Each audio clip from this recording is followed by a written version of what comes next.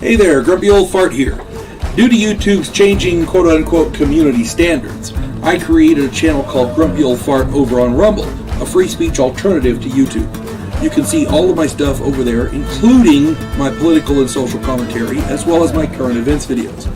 The links to my YouTube and Rumble channels, as well as links to let you order my books, are in the description of this video.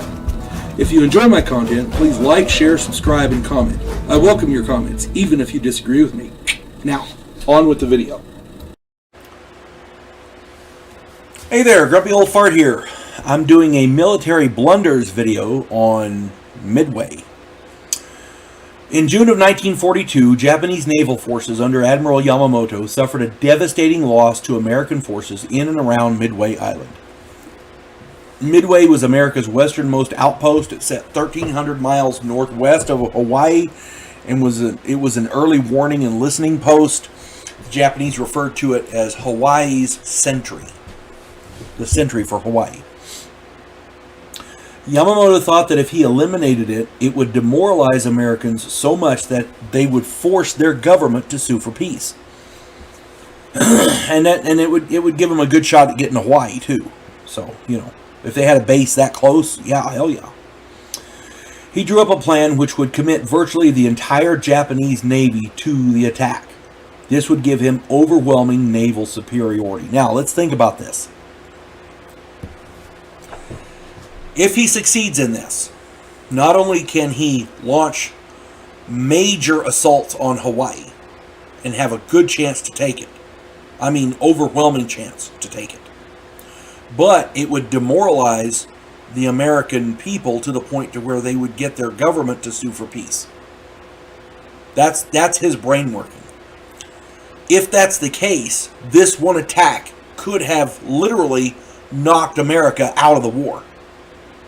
He would have won the war with this one attack. So I understand him committing everything to this. The Japanese High Command immediately changed the plan, reducing his naval strength. They also added two new objectives to the plan. The first was an attack on the Aleutian Islands to the north. Their reasoning was they were going to try to draw American forces away from Midway to make the job easier. The second objective was an assault on Port Moresby in Papua New Guinea. This would allow Japan to threaten Australia. This would further divide Yamamoto's forces. Now, I understand the reasoning for wanting to divert American forces away. The problem is, with Yamamoto's plan, you put all your eggs in the same basket and then you crush the basket. You see what I'm saying? It's going to sound bad. Yamamoto's plan was better. Okay, let's get into the rest of it here. American naval forces attacked the Port Moresby strike force in the Coral Sea. Yamamoto had loaned them 3 carriers. The carriers were supposed to help with the attack there and then come back to help him with his attack on Midway. But the American naval forces attacked the Port Moresby strike force in the Coral Sea. They sunk one Japanese carrier, heavily damaged another. They also stripped the third of its aircraft. The Japanese were convinced that they had sunk both American carriers in the Coral Sea, Lexington and Yorktown, while in reality, Yorktown limped back to Pearl Harbor for repairs. There were 2 other carriers at Pearl, and Yamamoto knew that they were there. That's why he wanted all the overwhelming firepower. Now, codebreakers identified Midway as the target of Yamamoto's forces. Repairs on Yorktown were rushed, and all 3 carriers steamed from Midway. Yamamoto did not bother to confirm that the carriers were still at Pearl Harbor when he launched his attack. The Aleutian campaign did not draw American forces away from Midway, and in fact, it utterly failed anyway. I could probably do one of these military blunder videos on the Aleutian campaign. It was crazy. The Americans that were on the Aleutian Islands and in Alaska fought hard. and the Japanese were ill prepared for it. Anyway, it failed. The initial air assault on Midway damaged the runway but did not knock it out. It also left most of the American aircraft intact. When the Japanese planes returned, Yamamoto ordered them armed with bombs for another strike. While they were being fueled and loaded, American torpedo bombers from the 3 carriers attacked. This was a surprise because Yamamoto only knew of 2 carriers, and he thought they were all the way over at Pearl Harbor. He didn't know they were close by. Virtually all of the torpedo bombers were destroyed. Yamamoto, at that point, knew there were carriers nearby, so he figured it was those 2. So he immediately ordered his planes to be disarmed, to get rid of the bombs, and so that they could be used as fighter cover for the fleet. Zeros are multifunctional. They can be used as fighters. They can be bombers. Torpedo planes. They do everything, and they do it pretty good, but they don't do anything really well. Well, he ordered all of his airplanes to be stripped of their bombs so that they could be used as fighter cover. While that was going on, American dive bombers attacked and destroyed 3 of Yamamoto's carriers. The air cover that Yamamoto had was down looking for torpedo bombers, which are low. They come in low, they drop a torpedo and fly off. The torpedo goes and hits the target.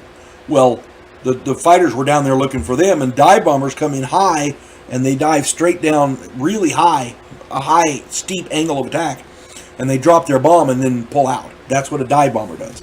So they were out of position, and they couldn't defend the carriers against the dive bombers. 3 of his carriers got destroyed at that point. American losses were 1 carrier, the Yorktown, and 1 destroyer. Japanese losses were 3 carriers and at least 2 heavy cruisers. This was the beginning of the end for the Japanese fleet. They had no way to replace those lost carriers. Their industrial might wasn't what America had. America could replace their losses, and Japan couldn't. So that was the beginning of the end. All in all, the Midway invasion plan was fraught with problems from the onset. So here's the analysis. Yamato's initial plan was good, and in my opinion, it was the way to go. If he could have taken Midway, it may very well have ended America's participation in World War II. Warriors fight and politicians lead. This was the situation here. Japanese intelligence services failed on a number of issues, but the main problem was the high command stripping forces and then adding objectives, which not only forced Yamamoto to divide the forces that he was left with, but added unwarranted levels of complexity to the plan. You want attack plans to be simple. Keep it simple, silly. And when I was in the Air Force, it was keep it simple, stupid. The reason you want it simple is because it's more flexible. You can adjust your plan as needed. If it's really complex, the more complex it is, the more things can go wrong. And that's what happened here.